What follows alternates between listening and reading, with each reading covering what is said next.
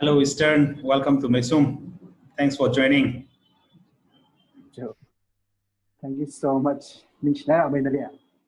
I've been following your work from Instagram and Facebook for a long time. Kachunga inspire saya, nabi personally mati samne ka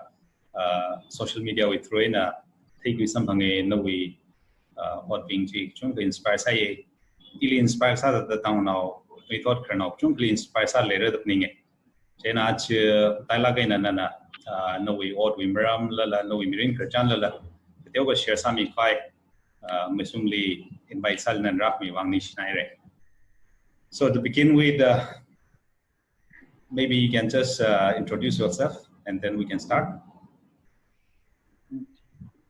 Firstly, I'm realita Ningshi the approach Satira and a Salaki turn down the sound platform the Tana Lagay, Easternlight Zimik Hoi, Ari Jopung village win name. I remember the designer Salaka from the lay, you at the profile by fashion designer, come fashion illustrator, and at the Sate. I Mumbai Brenna who creative director Saturday, Bren running Fatma Sheikh Mumbai based name. The Shane Chini, Ari education qualification 2012 graduation coupe, EDU in Jena to usually upon the 2012 Kunji Nifli Intensal Kapasai that you in undergrad hopefully 4 years. The 2016 we passed outside fashion industry 2016 we joined Sapo 4 years Kata to end Okay. Fashion designer ka the Satri Kaido. It's plan kai ki kalam lay samne the fashion designer on lay the yang kapung nama or even the kathelam pay samne fashion designer ki kai ji thalai nang no ki usually ishi family but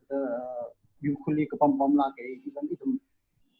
ning bungai nang the usually even class shop in the impale la ka shikhamang dai dai itum expose mat sai ta pura usually class ang ka ta chi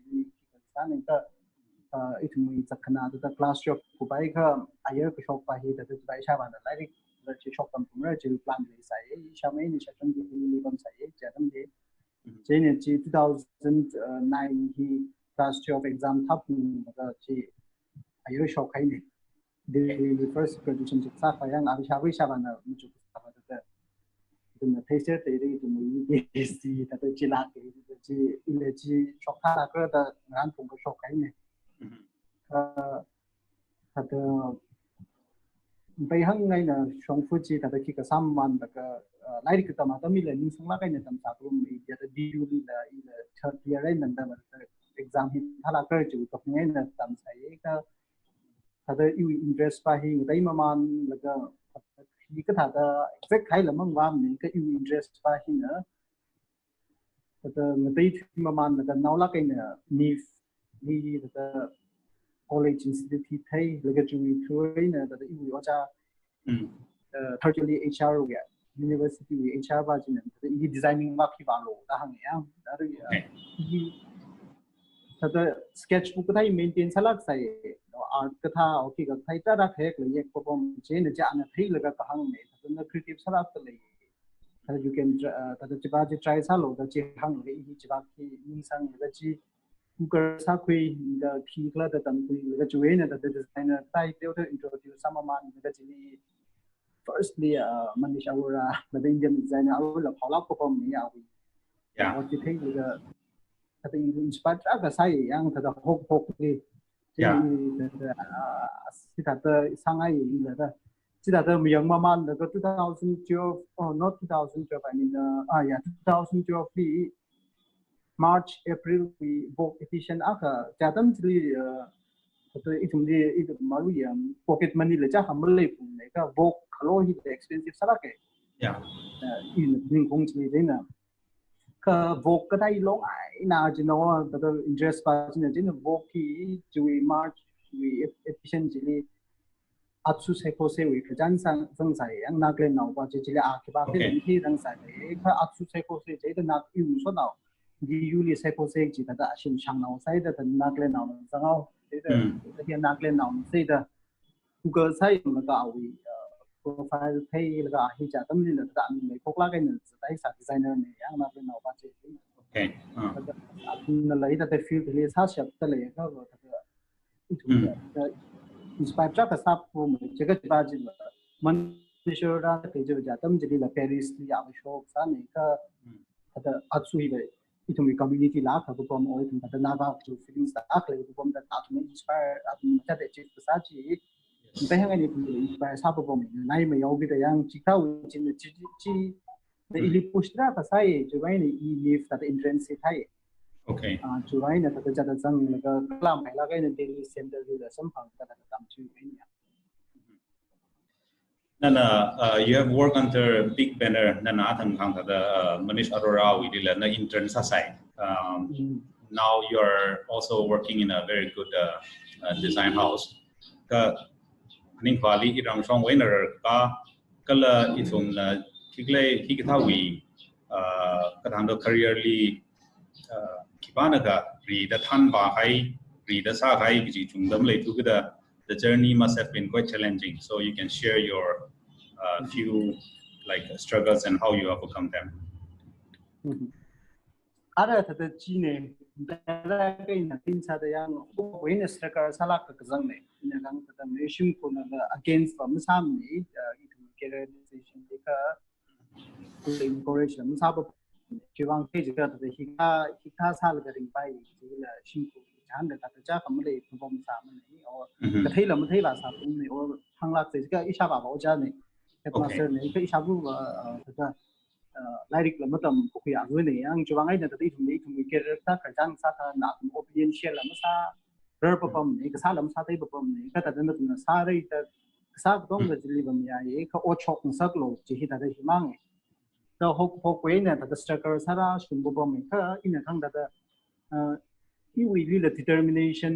sa la khai ta mindset ak le in sa re ji kai hi la ta na ko ina la ka sa la lo ko pam yang din ma li ba determination in la ili ta ta khang jon ba pam me hurt la sa ba pam me la ki kham le la dream sa pam ta da hi ri thum de mentally la tra li la ta ko jon sa ko pam me ka ta da la I dream hi kle bang ya we still ta da survive sa da ni o ina aka kini da of sali achievement right I dream wi bang ai na ka ni bang ai na ta ring pai ke la ta hi ta dream kle bang I la ta la satisfied ka sala tra ka sam bang ne tam I ni pi jang bo kai la I wi dream ji ta da I hi Manish Arora li intern sa ji phok kai na hang kai ne de ne I ta da ba jang la kan o ja li la join internship hi hang han phok kai ne I Manish Arora wa sing ni sang na ai ji ba mong chong ne ta da ba Indian ni la mo khui bo ma ne ji ka au la Paris team sau ki da den ta lu bang ne ta da hang ni ne ta da I wi sa ngai wi chung ji ta da in a website la check sa chang bo me ya shi wi da HR la context ta mi kai ka mang la term ji 2015 kum hi a wi kan de sa ka shok e French Manish Arora da yang ka da fashion da tam na ba ji khai hi Paris li show yang ra la ga phon da li intern sa pai ra da shop no jin da ji kai de la hi apply ra da sa la da kla ma hela in finalist ka chang khai ni la test ji actually ilita ka community nang jon ba me yang cha dam ya I amai ma thirang sai amai rai ngam long ni la or da Facebook li da active sala khai ka tha tin tha da tang phun pin ra khan share sa ni ar like chung tha da ji khai nang ha nau gi da la I la ya ru ni cha ka maning tho da I da ji da support sa mi lo ji ka hi sa da share lam sa the mi kai nam da lai na ru ya amai rai mai da mi fitting ron dai de yu ba ji yang ali da amai fitting ron dai da ami nei li da jo ne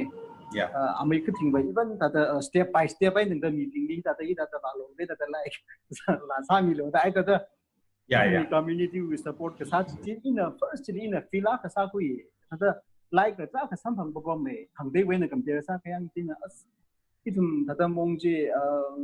community clay thật ra community up na support cái sao thì chẳng thật ra những phalak cái chẳng ấy mình yang cái thằng cái thêm là chắc lấy của mình khác thật ra chỉ thật ra community cái thật ra chỉ là follow sao or cái thật chắc không lấy những cái thật ra chủ yếu là experience hấp ok thật ra itum community clay we काम करना और जमांग là mình itum thật ra community cái thật ra khi sao sẽ play cái chủ chỉ là yang cái chỉ thật ra chỉ result chỉ cũng sang ai là cái ý là ure chỉ mà phun sám này cái thật ra tăng ao là cái chỉ cũng sang ai là cái thật ra itum college chỉ học bao cái trên college học cái là cái học ta cái new thì result chọc ra sai nhiều ra sai yang nên là ure đấy ta nên là thật ra chân cái không ai đang phải lấy mình, thật ring của Paji chứ cô, là cái gì thì chỉ cần và Paris show thật là vài những cái chính xác này, cái passport cái là khi là thằng anh làm lấy sát thu, or Europe chỉ làm lấy sát thu, or chỉ làm lấy thì chỉ, thật là chăm lạc cái family này ít mission của vậy, in the sense thật là chỉ khác, thật là giờ ta lịch sử ta mình làm lấy thôi, rằng là làm thật là passport của cả sao vậy đó, Paji về But financially, the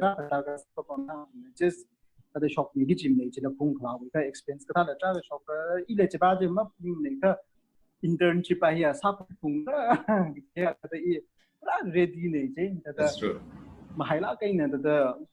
dream ka chi chi first achieve sa khai ni wi ta pocket sa ka chi ta in la ma sa ka internship ka sa ji ta mai ka chang mati ne in khang ba ta atum public figure la sal kau or the high profile side the it me that any relationship build up sar me just internally ka that direct in meaning la it me indirectly moral boost ka sai yes I have something ji that actually it share that some people go me yang ga our team ji jang da Paris we or German that now some and that year when raser go me that English jang ji in ji the mi cái thấy ở culture khẳng định là thấy that mi cái thằng là sao có sao thì that khá là cái nào mà là cái này yêu ở chỉ là ninh chẳng là có mấy cái 2015 we Paris we show thì that we 100% really more than 40% chỉ về in internship sale design sa cái chỉ có đông cả ba cái rồi That's amazing. Thế sản phẩm của mình thì thật ra thành phải chứ thật internship của cục đi na pass out sai cái gì đó salo issue contact sara salo da hang cái ít cái này cái thật ra iwi cái tầm cái gì thì loan cái thao quy được cái mau thế thì chỉ là mà hắn bảo rồi bữa mà iwi loan mình phải thì pay sát thuế đó thật khó là mà bằng thuế thế chỉ là thật ra ina tại là cái này thật ra thùng meeting thì thật ra iwi experience này khang này iwi experience này khang này nhưng or thật là lại cái thao bao quy được khang này nhưng cái iwi experience này là mình thốt tiếng đi thật ra mình nằm nơi xí sản là bài or thật ra mình impossible này đã hăng sản là bài or thật ra nếu như là các bạn các lấy sản đấy có thật là dream cái sao đi mang gì lo chỉ ba chỉ hàng ngày các thật là nên là dream cái sao thật là nên là or chọc vai lo or sao bơm lo thật là cái thùng thật là hít ta vào tay cái thùng shit sang nào sau cái đây thùng shit sang là trap cái thùng motivate sao bơm yang về run là trong không run cần thấy thật là impossible là thật là không sao bơm vậy ta chỉ đến thật là dream hi sao lo chỉ ba hi thật là hàng ngày okay cái này fashion industry ili odza hi vibrant sala khai colorful sala khai the od sao mo so just wanted to know also what is the best things working in this industry fashion industry hi thật là open sala khai industry này khang đây thật là khang đây industry mới tham này yang là cái gì mi là chắc sản phẩm của mình thật là fake sản phẩm chỉ là giật của mình cái phao thật là chắc là của mình fake sala cái này chỉ là sao vậy or ning thar mai thui ji honest sa mai thui ji or cái sao đi nó thật là copy cái mà phao quy là cái sao là cái hard work sao là cái milin cái gì mình sắp là cái even country á ਕੋਈ image cái gì mình cái sắp fashion designer là các cái shop của mình yes thế nên là hi vẫn nuôi tung đi cái này yang for example Nepal cái hi Prabal kurang long na hata atum country now ji ni ak mang le image je ni shapui pangchap le yang o ari Middle East li itum designer like Elisa atum na tata atum true ai na tata ngalai ak ka ching je chak shap ju pangchap na le je na tata nan na ka tha ga involve chang sa le je no tum ni le ka tata pangchap la la ke or fake la sa pa la ke ni la mislead salak ada mislead sa pa la kai industry ne je tata even in the zang high experience tata nei ni la kham tha la tra ka sambang nei chak shi la tra ka sambang bo pam nei tata tra ka shi la hard sang o kai la nei bo pam nei ka tata ka to ong khai chin stepping stone sa la ka tata in a join tata o hi ka pha ba chu shop pai chu shop o mo tam pi pai ping je tata matam pi la ring pai hi tum society na fashion industry ka ta li cha dei chai ka tata party ka ta sam rao o ta ka cham ka tha mang rao ai tata chi tha pai lai na tata kham chu ta le yang ka tata ik la ta la thi ka sa ba mi ni ka I chi tha aru la tata masara ku nei o chi tha u sa dai ta la ka pi ma le ni ka ka tha mi cha ka fashion industry le serious sala kai na khui laga tata ke sem khui pai ni cha ka la cha ko pom ta le ta hi ta u misconception hi tata ma le sa ngai ni pai la kai industry ni ni cha ta thalai na ngre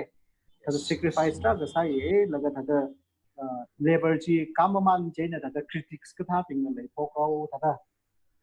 itum we mentally the strong sa pung rage ba hi tata ma chang rang gai ba hi itum we thing sa ngai okay he just like the ching chwa ka khani wi tu meeting ni tata pak shokau gi lam ni tata process ne ngai rom da tata tam kui ma man on the wing chup tata ra pa man maturity le ma nai ka tata mi na connect la sa pai mi ma man on tata even the recognize the sa mai ko pom na the experience tata chi hangai shie chida da mating ri ke na sok zang kala hi tata sa pai hi challenges le hi thai gi ji so rather like we thought ngala chung ka tam ping ba pong an share sa mi ba and in a aka tai la ke na itumui ngashan jaw le yang itumui traditional shan zone commercialize masa khang sak kala itumna commercialize magsa ki hi wi sa ga hi ina ga theli itumba ai hi originality hi maintain sa ra je the commercialize sa khang sak le cha ka mai chila khamatha nei ka commercialize ma sa tam friendly culture hi va consume ma sa ka extinct sa we ya kala chungmai de commercial chungmai de consume sa ka itum ada khnoi thot na la ji skills ji kiklai sa man laga tam kui man laga maintain sa man laga preserve la sai. What are your thoughts on these things? Arui even na khangje ye na mi ya arui ke ba chi itum me culture itum tradition itum consume sa ka extinct sa oi yang la ge ba positive sa la ge change ka sa ba he ki ba iba full ta encourage sa ye ila chi sa pai sa bu bom de le ye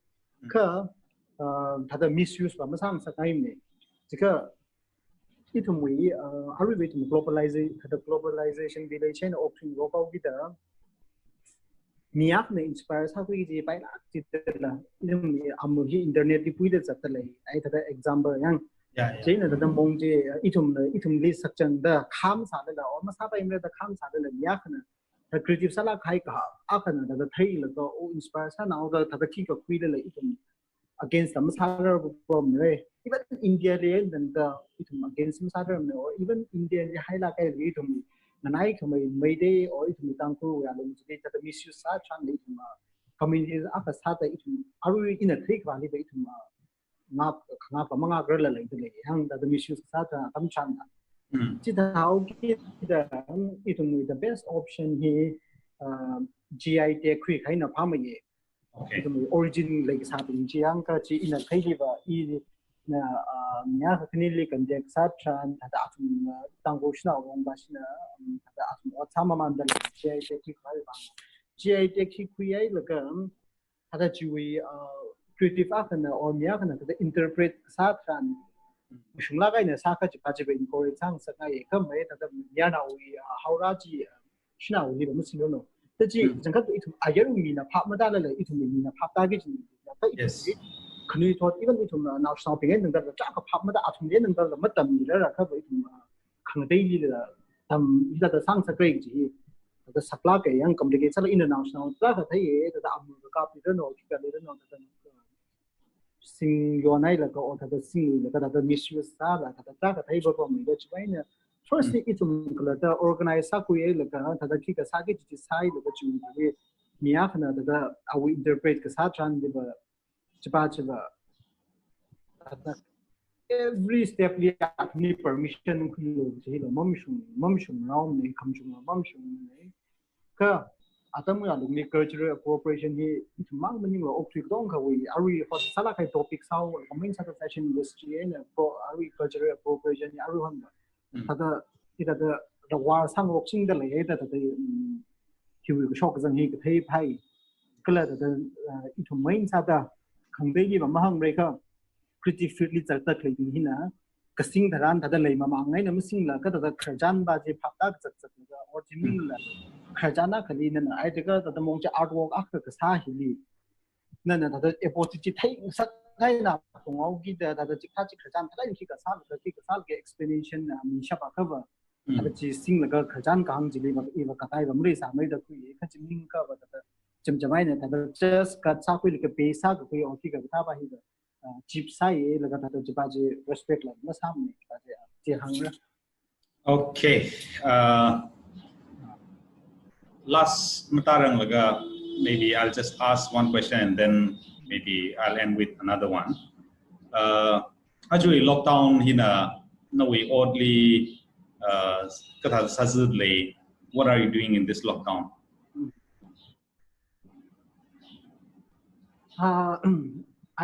he actually he na we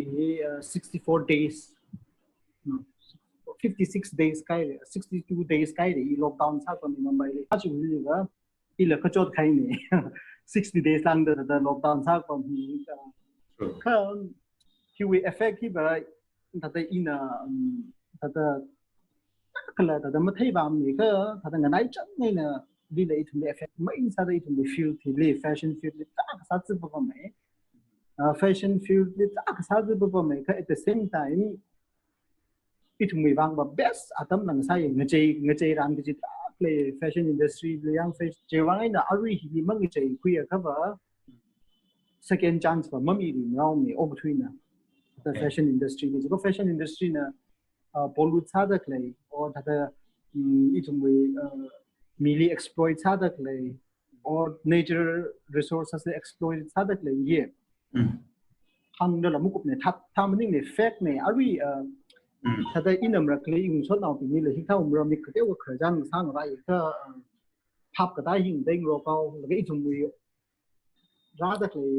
society chin le ja ka advance sa rang to da atum phap ma tam yang ka in a ngai da le t-shirt no o ki kar no di ka natural resources yam da sa da ki extinct sang kan gi ji khai ni ari la ka tada atami chan ni la i thum na fast fashion gi si chin hi hensang out la yo mo yang chu wang ta chakshi la arui ta main ta arui example sa ta hi lockdown hi or hi pandemic hi itu me fashion industry of the sami ta ka ot ma sam phang la ta nga lang da ka khai hi ta khamai chak le bo ba mo yang hi exploit sa la ka sa hi chung mai ka ro jen chik tha ji ta tang che vai sak chang da sa bo ba mai ok ne ya yang de ko ok brand hak mai ji ari gucci hilam asil decide sai re ara atum fashion show singum khali thruk sa sai singum ma khali ta brand na khana atum ta season ka thak yang atum de khani khuida hai ni or le season le saura the decide sai re ari pandemic rai na or ji ta brand Saint Laurent ka tha pin hin na atum hi fashion show we calendar hi follow ma sa lim ra da decide sai de yang or chilu lang independent designer kana ada paula kai sa pe sala designer da fashion calendar hi rewrite sangai tak le hi tra shok ta le yang atum sector da sa ko kai de hi positive change ni kre kai na saram tung kai ni kai hi are we even India li the Lakme Fashion Week or not Lakme Fashion Week FDCI bashi show hi la other digital one aura or even Lakme bashi the digital one by September sa te hi ta da change khara hi phala ke sa ta saram tung ji de yang da jikthau ba ngai na yang ka ba ka phala phai ka mai hui ka shi thau li ha de tum or li don't know it financial li don't know that ta ka ba sa tu bam le ka hak mai the pa ji le positive sak mai ye ne ba yang rock se da le fashion industry we feel chiba ine chiba chiba ai or personally na hang lo je ka ba yêu vang và positive salak hay lockdown sai chuang phê chỉ cái tiêu mấy cái đó cái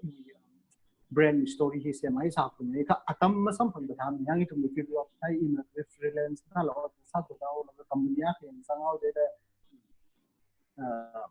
free time ma sam phang da tham ne ka da lockdown chang khang soi da so da hafta ko chi ni ba ile first ya hafta ji rest le sa ba sala ga ne ko me ka chu chi ni ba ta chu flow ji ta khui la ga I kla to gang in future bang sa hai Bahi the brand identity, Bahi story, Bahi Sala, okay, I wanted to end with that one, particularly in the future plan. So the future he that the Kangjang Bakchi House in here. No, that's okay, absolutely fine. In a tagi Ariji shares I wanted to ask the same question to you. What's your plan for future? Atang ini we hope we kajan sada da still remain a free ka ka blueprint la ka ni na sabo sapo kai ni hopok kai in future yang ka ari we shura kai ni pandemic hira lue da exact hai ka thata ka thada shop sani kai ba je ba mai ni kai plan ba mang je ni you future plan hi ari that the impossible dream ni da hangai hang no ka thata youth pingli concern dai la ke la youth ne ka thada thada main thada notice to youth ping wang kadam thak aina utam tsingai kan that not like NGOs or kika that fund ka or that chida da kasala chida da lam sangai me ka itum li le de khlei talent ba hi thaka kai ne singkhui la ka thata athum wang itum wi wang utam thu ngai hi cha le wo le mara khali ba in hi phaning ngai ka I khla ta le certain salak ti da da mong ji institute da we mong ai na songai jila Institute Womaning re okay institute sam re ka brand ne sare okay brand ne sare laga ta ka chu resource human resource pingi itu shapai nang dei tu ni focus sa laga ki sangai example sa da yang ina ba hi mu ku sangang ka message kan da hangai arui khangtai lam ba lu thei thum Tangkhul youth ni ta rai ni thum khni dot pingi Toktak lay he itum niramli 2090 sakai 2090 daily ka khai ni itu ni nang arui niramli pam ta yar 10 years kai re iwi prime age di zat lay tada ot katha or ki katha le no mai yearly ba tada iu wang ot ka phali ba I mang ji ni tada in the offer la ta khara ba pam mai tada iu wang I ka to wang ka thada tamai da thada khumchu phatan example changa ka khni naw gen youth ni ka jang ka khni khau da management ta ram da kai ka jang da lai da thada kai ka ba mai ungai da khum na ka tra ka ba lan hi ma sa bai phum da cha phai ma lai phum da thada hai hi da tra jang ni da dai tu mai prime age ni wi ram ni kida da ba pom na ka chang ka khni naw cha da maintain ma sa da da in ka chi sa kai wi tili Delhi Mumbai di da free in Russian da kya o ki ka da da ka tha da ta sa ko mai ka kan khra la kana la ke ka da chik tha ji mu chuk ba se la ka itum youth ping hi bat la ka na thei khu bo mai da la ka ni tum yang la ka Shimwa Kung Tran ada Meisum quay các chung chỉ chúng có được thấy gì thì là để chúng mình condition cái thái chúng mình facilities cái là tất nhiên là cái là cái complain là mất sao sẽ gì bằng nhưng có cái chúng là không như thoát là complain sao đấy là gì thật là không nên làm ngay không nên làm đúng bắt đắc thì là example khẳng định là một cái ít là tao quên được cái thật là 10 years nhiều làm đi tại đây đấy là cái nhiều làm mùi vang nhiều làm điมีคำได้ community อยู่บางออดสักหลายอินสันอยู่เลยพอเที่ยวก็แต่พี่สาวสมกับฝั่ง GST ก็ถ้าเกิดแต่เลยเราคิดกับทราบเลย government นี่แต่อีกครั้งว่ามาจนได้เลยคืออีตรง